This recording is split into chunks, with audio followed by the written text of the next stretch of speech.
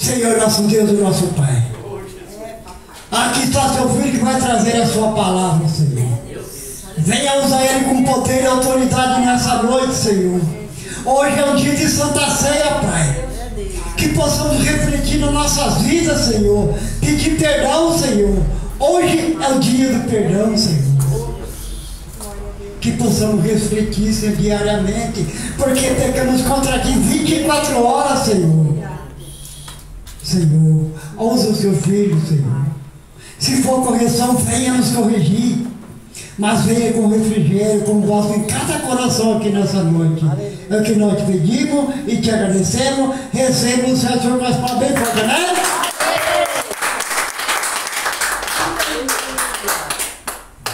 Se passar disso, é uma Bíblia, tá?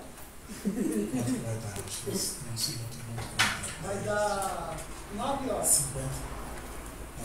É, então 9 horas está perdoado. Glória a Deus. Espírito Santo é 9 horas. Aquela tiver bom, tem outra melhor. Aquela tá melhor, tá? Tá melhor, né? Quando tá chorando, você não acha lugar. Glória a Deus. Graças a Deus, em nome de Jesus. Amém. Amém. Amém. Hoje é nós que vamos deixar o couro secando lá fora. E que o tempo seja bom para secar o mais rápido possível, né? Todos somos falhos, todos somos pecadores. E foi muito bom que o pastor começou falando isso, porque tem tudo a ver com a palavra de Deus, amém? Quem crê que o Espírito Santo de Deus inspira o culto inteiro, não uma parte do culto, não um louvor, não um testemunho, não uma oração, ele está desde o começo orquestrando tudo para dar honra, glórias e louvores, para que Deus receba como cheiro suave, amém? Glória a Deus, aleluia. Calma aí, abra comigo lá em João 13. Nós vamos estar fazendo a leitura do Evangelho segundo escreveu João, a partir do versículo 1. Eu vou fazer a leitura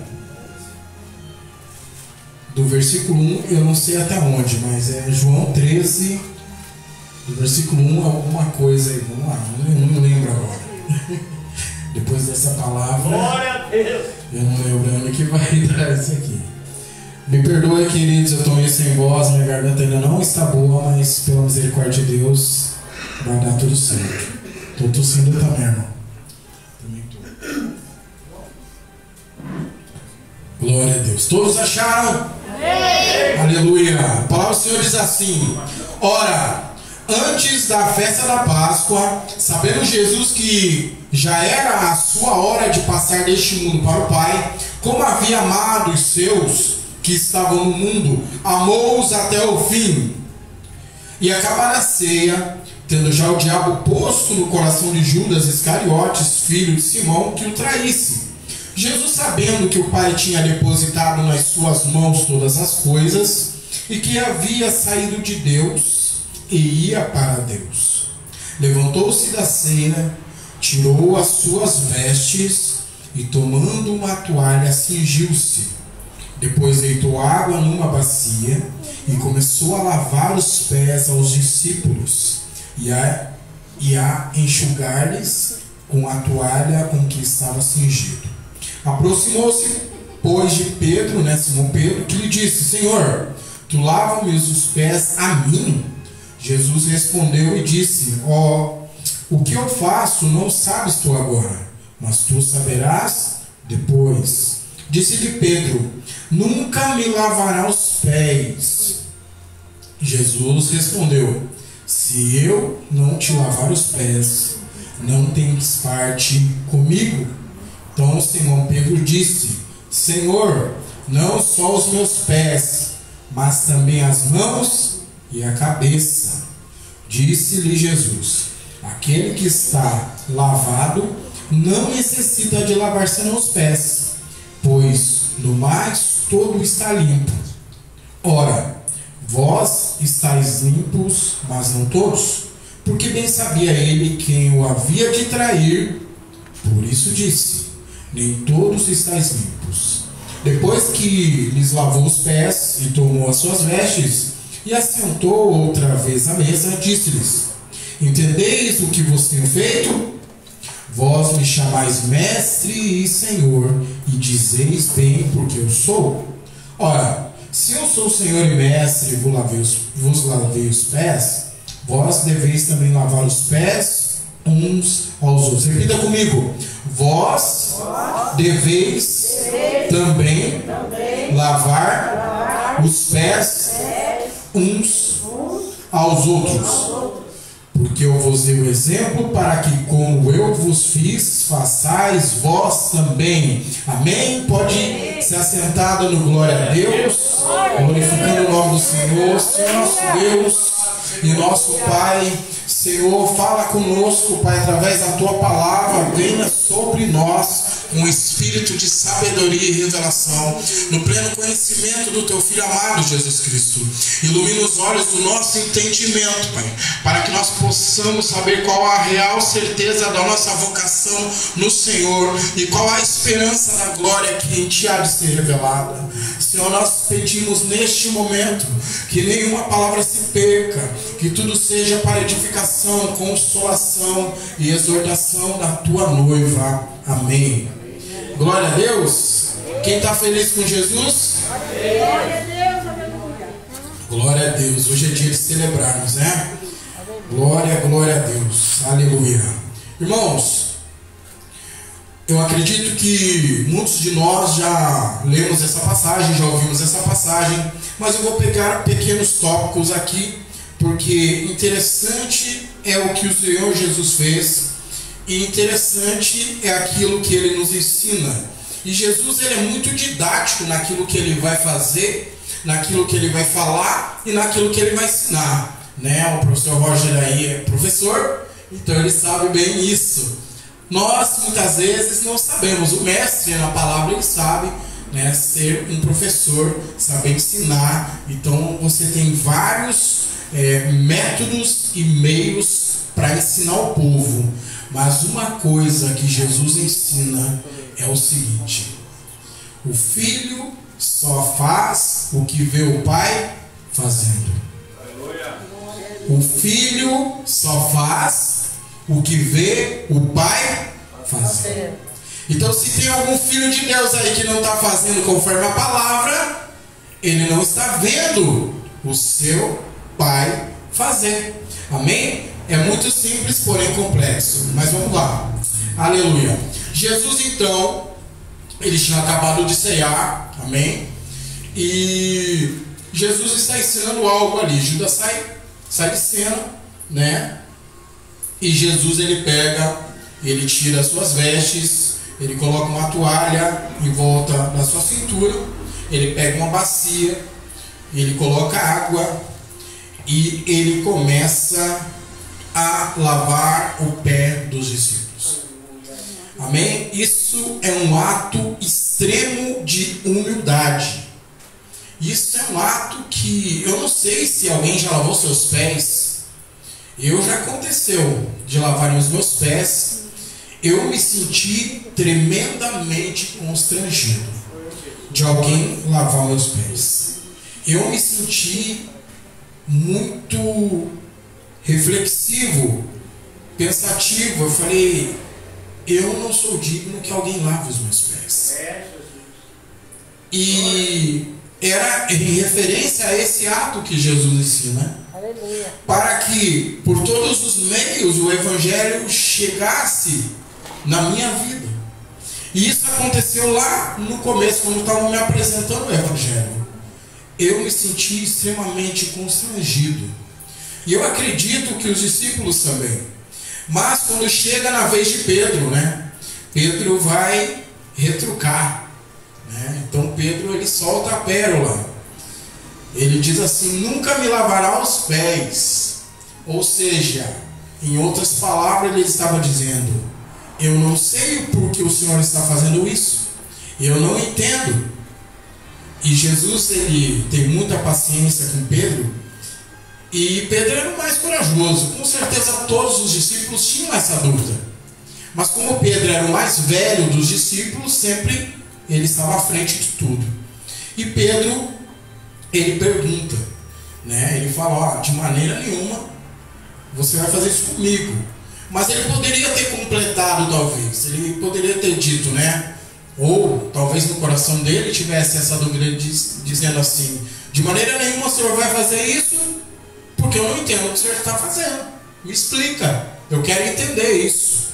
E Jesus vai responder para ele: se eu não te lavar os pés, você não tem parte comigo.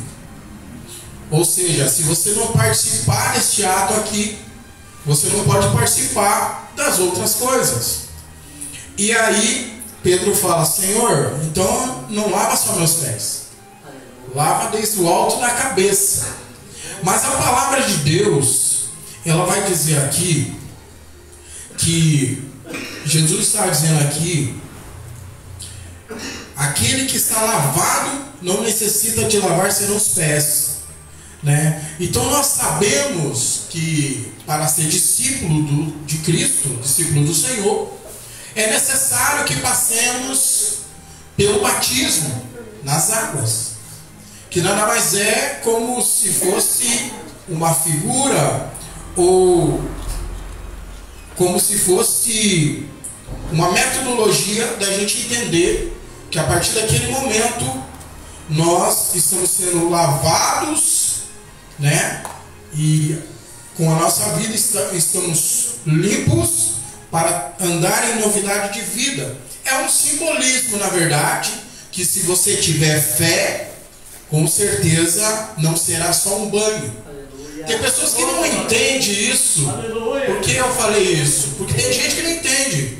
Tem gente que participa de uma congregação agora, batiza lá. Aí vai participar de outra congregação, batiza de novo. Aí batiza de novo. Aí não faz sentido. Porque a Escritura diz que é um só batismo. Então a pessoa vai tomando banho. Aonde ela vai passando, ela vai tomando banho. Ela não está entendendo o que ela está fazendo. Então, aqui eu acredito que Jesus está dizendo sobre isso. Ó, vocês já passaram pelo batismo nas águas. Vocês não precisam ficar tomando banho toda vez. Mas, ele vai dizer aqui. Olha, ele diz aqui: ora, vós já estáis limpos, né? E aí depois ele diz aqui, deixa eu ver aqui: Senhor, não são os pés, tá? Aí ele diz aqui: aquele que está lavado não necessita lavar senão os pés, pois no mais tudo está limpo. E vocês já estão limpos.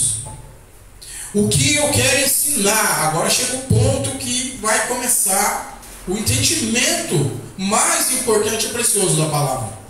O que Jesus está querendo ensinar é que nós, como discípulos, devemos entender Jesus sendo Senhor, Jesus sendo Mestre. Ele lavou os pés dos discípulos. Ele não teria que fazer isso de forma alguma. Eram os discípulos que tinham que fazer para ele. Ele não tinha de forma nenhuma obrigação de fazer isso. Ele não tinha um motivo além para fazer isso, porque se você ler no capítulo, eu acredito que é o 12, tem uma mulher que é chamada Maria, a partir do versículo 3. Ela toma um arratel de unguento de nardo puro, de muito preço. Ela unge os pés de Jesus, ela enxuga os pés com os cabelos. E em outros versículos aqui, se você pegar lá, eu acredito que é em Lucas ou em Mateus ou Marcos, vai dizer que ela também estava chorando muito aos pés do Senhor. Ela também não foi obrigada a fazer isso, mas ela sentiu. Ela viu Jesus ali, ela pega e faz esse ato. Então, se nós fôssemos ver, o certo seria os discípulos fazer o que a mulher fez. Porque o que a mulher fez foi tão importante que a Escritura chega a dizer que não se pode esquecer. E quando o Evangelho fosse pregado, e é por isso que eu estou fazendo menção dela, esse Evangelho fosse pregado, teria que se fazer menção dela. Porque isso ficou como um memorial. O ato voluntário dela pegar algo de extremo valor, digamos que fosse isso daqui, que até o discípulo falou assim: mestre, mas se pegasse aquele unguento, aquele perfume lá, e vendesse, ia dar muito dinheiro, nós vamos poder ajudar muitos e muitos pobres. Mas também eles não entendiam o que aquela mulher fez. Mas como nós estamos em João 13, não João 12, essa história vai ficar para outro dia. Voltando, o que Jesus está fazendo? Jesus está ali fazendo uma didática. Olha, queridos, eu estou lavando os seus pés para que vocês entendam que no meio de vós não existe ninguém maior do que ninguém. No meio de vocês, ninguém de maneira nenhuma deve se exaltar a si mesmo. No meio de vocês, vocês devem lavar os pés uns aos outros, honra uns aos outros. Não importa a função espiritual, o cargo eclesiástico, não importa a função, a responsabilidade no corpo de Cristo. O importante é que todos nós tenhamos, por exemplo, o que Cristo Jesus fez e que nós possamos fazer também. Só que existe uma dificuldade, como na ceia. Por quê? Porque o Evangelho, ele não é só ensinável ou ensinado, ele deve ser praticado. O Evangelho não é um conto de fábula que eu chego e conto uma história e todo mundo fantasia e diz, talvez alguém como Jesus faria tudo isso. Não. Jesus, ele nos desafia a estarmos copiando o que ele fez, aquilo que ele ensinou. Porque ele disse aqui, porque eu vos dei exemplo para que como eu vos fiz, façais vós também. Evangelho são práticas espirituais para honra e glória e louvor ao nosso Deus. Não é simplesmente chegar e dizer, irmãos, temos que fazer, e eu não faço. Aí eu me assemelho aos fariseus, que muitos faziam, muitos falavam, mas na maioria das vezes eles não faziam, ou quando eles faziam para se mostrar. Jesus não fez isso para se mostrar. Jesus fez para dar exemplo. Então, muitos de nós, e eu vou falar de mim, eu não vou falar de você porque eu não conheço a sua vida, mas muitos de nós, muitas vezes, oramos bem bonito para que todos vejam que a gente ora bonito, né, pastor? Olha como eu oro, olha como eu sei orar. E o pastor falou da oração em língua, hein, pastor? Então eu vou orar em língua também. Aleluia, eu oro muito em línguas, mas na igreja pouco. Mas assim, tem gente que ora em línguas, irmãos, para se mostrar. Mas como isso? Leia a primeira carta aos Coríntios, onde Paulo ali está ensinando, irmãos, quando vocês se reunirem, se ajuntais, não fiquem só orando em línguas, que tenha algum intérprete, porque se chegar dentro da congregação para estar junto com vocês, uma pessoa que não crê, que não entende das suas práticas espirituais, vai olhar e vai ouvir vocês fazendo e falando aquilo, vai achar que vocês estão ficando loucos e não vai edificar aquela vida, não vai edificar aquele coração. Então melhor que 2 ou 3 profetas se levante e profetizem e falem sobre tudo aquilo que está no coração daquela alma, daquela vida, porque naquela hora essa pessoa vai entender que é Deus quem está revelando o coração dela, porque ninguém falou para aquela pessoa acerca daquela vida. Muitas vezes nós jejuamos E andamos igual um coitadinho. Para alguém perguntar. Você não hoje. Você já bateu em nós. Você é mais gente boa. Eu até esqueci o que eu ia falar. Não olha para mim, pastor. Então vai lá. Vamos fazer o teatro.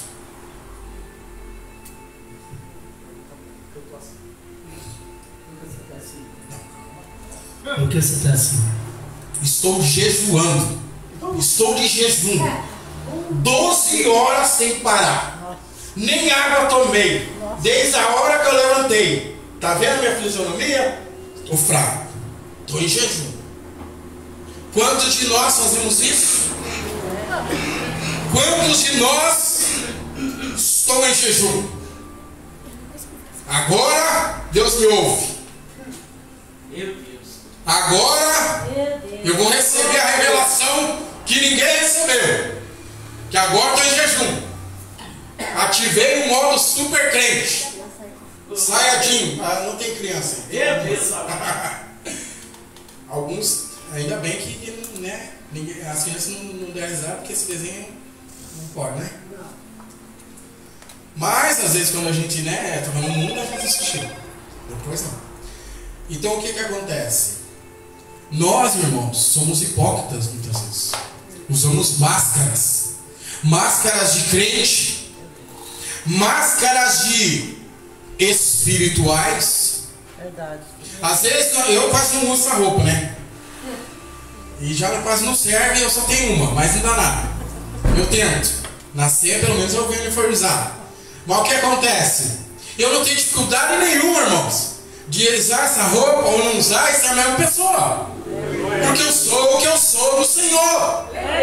Eu estou no corpo de Cristo. Seja dentro da igreja, seja lá na escola, na faculdade, no trabalho, na rua, no mercado, na lotérica, em todo lugar. Mas aí eu chego no ambiente espiritual, como o pastor falou,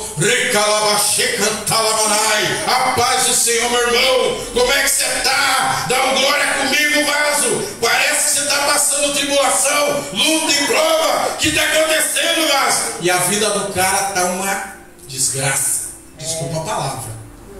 Mas dentro do ambiente, ó, ele anda até com o pezinho assim, ó. Ainda bem que a câmera não está pegando. Anda até com o pezinho, né? Tá pegando fogo, tá pegando fogo. Irmãos, nós não precisamos ser assim. Quem se porta assim é criança, é menino. E meninas também. É Deus. Senão parece que você está falando para os meninos. E nós somos assim, irmãos. E às vezes a gente dá risada, mas nós estamos dando risada de nós mesmos, né? E até que a gente entenda, querido, você não precisa. Se você é assim, amém. Verdade. Ô irmão, vou usar você, tá? Você tá aí, mas não vai escapar, não. Ele tinha que sentar aqui, pastor. Não, mas ele troca, né? Quando for pregado, ele troca, porque senão só o seu que leva. O irmão ali, não é coisa boa lá. Irmão, o irmão louva uns louvores que eu nunca ouvi. Não é do meu tempo, eu nunca escutei. Mas a glória de Deus, e não fique envaidecido, hein? Deus vai te cobrar hoje é cedo. Mas a glória de Deus, ela vem de um jeito, porque o irmão está entregando para o Senhor. Não é só para a igreja. A glória vem porque ele está entregando para cima e não para frente. Isso é maravilhoso. As irmãs também, quando estão louvando, a outra vez até marchei, nunca tinha marchado na minha vida. Deus está recebendo, a glória vem. Isso é maravilhosíssimo. Irmãos, nós precisamos entender que nós não temos que provar nada para ninguém. Nós temos que glorificar a Deus. Nós temos que adorar a Deus. Nós temos que honrar a Deus com toda a nossa vida, com todo o fôlego que nós temos, com todas as forças que nós temos, com toda a boa vontade, com todo o ânimo, que às vezes é difícil, mas nós temos que nos esforçar. Por isso que ele diz para Josué: esforça-te e tem bom ânimo. Ele fala para Josué 3 vezes. E você acha que ele não vai falar para nós? Aleluia, Deus. Porque todos nós passamos pelo dia mau. Na igreja aqui está muito bom, o ambiente, uma bênção. Mas quando nós estamos lá, na linha de frente, no mundo, evangelizando, sendo muitas vezes caluniado, apontado, acusado, injustiçado, é nessa hora que nós vamos ver se nós estamos aprendendo sobre o evangelho ou não. Porque Jesus nos ensinou. Nós vamos celebrar a ceia do Senhor aqui. E lá em 1 Coríntios 11, entenda uma coisa. Versículo 23, só vou ler esse versículo.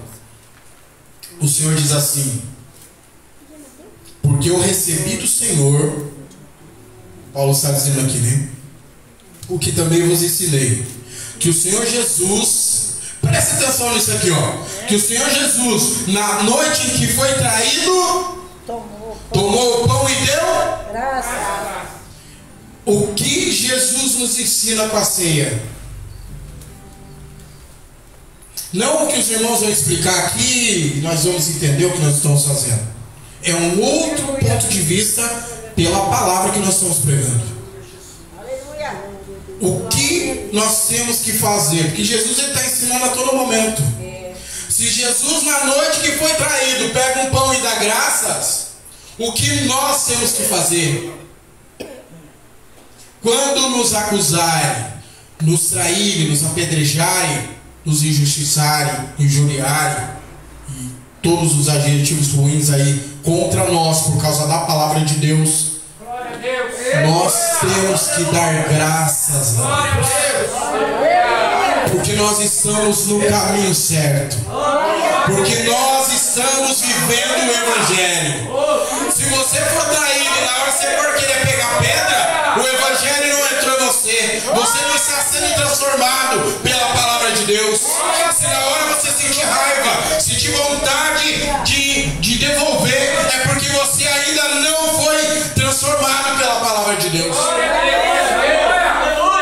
O que o evangelho nos ensina?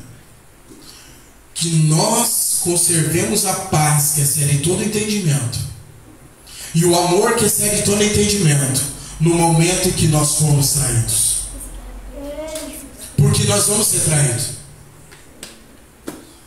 A palavra de Deus, eu não vou falar aqui sobre o fim dos tempos. Outro dia eu quero pregar sobre Apocalipse, enfim, a escatologia. Mas a palavra de Deus, ela diz que vai chegar esse tempo. E para alguns já chegou. Vão escandalizar, vão entregar, vão fazer um monte de coisas contra os discípulos de Cristo. E nessa hora nós temos que estar preparados como Estevão estava preparado. Estevão estava sendo apedrejado, e naquela hora ele olha para o céu e ele dá graças a Deus de uma outra forma. Por quê? Porque aquelas pessoas achavam que estavam fazendo serviço para Deus e na verdade estavam dando honra ao Deus do céu através da vida de Estevão. Porque quando ele está ali ajoelhado, sendo apedrejado, ele estava dando glória a Deus. E ele disse que o Senhor não cobrasse dos apedrejadores. Jesus também fez a mesma coisa. Então é o mesmo exemplo. Pai, não cobre deles, eles não sabem o que estão fazendo. E a escritura é tão tremenda, porque lá em Atos dos Apóstolos vai dizer que Deus não leva em conta o tempo da ignorância, porém Deus é vingador de todas as coisas. Minha é a vingança, diz o Senhor, e eu darei cada um segundo as suas obras. Mas é Deus quem vai cobrar, não somos nós. Então cuidado quando você sofre alguma perseguição, humilhação, ou uma afronta, e você diz: eu vou pôr no joelho a vida do irmão ou da irmã. Pior se for irmão. Pior se for irmão ou irmã. Por quê? Porque isso é oração contrário. Como que você não perdoa teu irmão? Então eu vou orar pelo irmão para Deus cobrar dele, sendo que eu estou na mesma situação dele, no mesmo patamar dele, pecador do mesmo jeito, pó da terra do mesmo jeito, justificados pelo sangue de Jesus do mesmo jeito, porque só um que foi crucificado, só um que pagou o preço que nenhum de nós tínhamos a mínima capacidade de pagar. Aleluia. Resumindo tudo, que nós estamos acabando o tempo. Nós não, né? Está acabando o tempo. Resumindo tudo, antes de você tirar o cisco do olho do teu irmão, tire a trave do teu. Antes de você dizer: mas o irmão está com a vida meio... E eu não estou revelando nada, é só um exemplo, tá? Igreja, é só um exemplo. O irmão está uma benção. Tá? Eu estou pior que ele, talvez. Mas vamos lá. O que acontece, queridos? Nós não temos esse direito. Quando nós fazemos isso, o irmão faz parte do corpo de Cristo. Verdade. Eu faço parte do corpo de Cristo. O pastor faz parte do corpo de Cristo. Se eu falo mal do pastor, eu estou desonrando quem? A Deus. O corpo de Cristo, a Deus. Se eu confronto o irmão, eu estou confrontando o corpo de Cristo, confrontando a Deus. Então, o que a Escritura nos diz diversas vezes, se você ler o Novo Testamento, aí você vai ver, nem vou falar os versículos, que você tem que estudar a Bíblia. Honrai os irmãos. Honrai os irmãos. Quando eu honro meu irmão, eu honro a Deus. Como que eu lavo o pé do meu irmão então? Honrando a vida dele, não falando mal dele, não falando dele quando ele não está presente, não julgando ele de eu não saber da vida dele só pelo jeito que ele está. Porque eu vou fechar com Provérbios aqui. Isso não estava programado, mas se Deus quer que fale, vamos falar. E eu também já levei umas. Então vamos lá. Glória a Deus. Provérbios. A palavra do Senhor diz assim: 6:6. Essas 6 coisas o Senhor odeia, e a 7ª a sua alma aborreciosa: mãos que derramam sangue inocente, coração que maquina pensamentos perversos, pés que se apressam a correr para o mal, testemunha falsa que profere mentiras, e o que ele abomina: aquele que semeia contenda entre os irmãos. Para Deus é abominação. Quando nós formos falar do irmão, da irmã, vamos pensar: se é um irmão, se é uma irmã, é corpo de Cristo, é discípulo, está na mesma condição que a gente, nós não podemos falar contra nós mesmos, porque nós estaremos semeando contenda e estaremos trazendo sobre nós a abominação. Glória a Deus, graças a Deus, aleluia. Quem entendeu essa palavra diz glória a Deus.